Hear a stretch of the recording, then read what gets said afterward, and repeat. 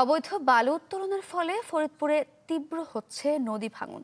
সবচেয়ে ক্ষতিগ্রস্ত সদর উপজেলার শুকুর মৃধার ডাঙ্গি ও কবিরপুর চরের মানুষ। ভাঙন আতঙ্কে বাড়িঘর সরিয়ে নিচ্ছেন অনেকেই। অন্যদিকে আপৎকালীন ব্যবস্থার দোহাই দায় রাখছে পানি উন্নয়ন বোর্ড। ভাঙছে ফরিদপুরের পদ্মাপাড়, ভাঙছে নর্থ চ্যানেল ইউনিয়নের শুকুর মৃধা ডাঙ্গি ও কবিরপুর চর। এরই মধ্যে বিলীন হয়ে গেছে চরের কয়েক কিলোমিটার এলাকা, তলিয়ে গেছে ফসলি জমি। ভাঙন আতঙ্কে ঘর সরিয়ে নিচ্ছেন নদীপাড়ের মানুষ।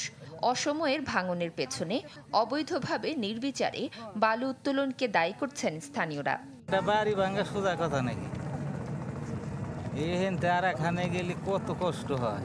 এই বয়সে আমি 3 ভাঙ্গা দিছি। আমি কতগুলি টাকা খরচ করছি গাঙ্গের মধ্যে, হজ বুনছি, মিষ্টি কুমড়ে গাছ ভাঙে ভেঙে গেল, ডাটা মূলে ডিজার দিয়ে যে বালিগুলা কাটে, যার কারণে হচ্ছে এখন বর্তমানে মানুষ এই ভোগান্তিতে পড়তেছে। না, আমাকে দাবিটা হলো যে নদী যাতে ভাঙে, আমাকে একটু নদীর ভাঙনটা ফিরে যাতে আমরা একটু স্থায়ী থাকতে পারি আর কি। বাছাইকৃত কাঁচামাল ও স্বয়ংক্রিয় ইউরোপিয়ান মেশিনে তৈরি হয় all time honeycomb, all time healthy life. খোদ পানি উন্নয়ন বোর্ডও বলছে, অপরিকল্পিত বালু উত্তোলনের ফলে নদীর গতিপথ পরিবর্তন হচ্ছে, ফলে দেখা দিচ্ছে ভাঙন। তবে আপৎকালীন ব্যবস্থা নেয়ার কথা জানালেন জেলার নির্বাহী প্রকৌশলী।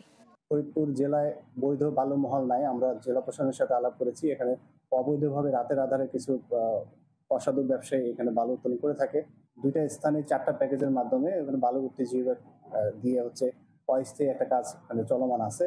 ক্ষতিগ্রস্ত এলাকার মানুষ বলছে, ভাঙন ঠেকাতে শুধু আপৎকালীন ব্যবস্থা নিলেই হবে না, করতে হবে স্থায়ী ব্যবস্থা, বন্ধ করতে হবে অবৈধ বালু উত্তোলন।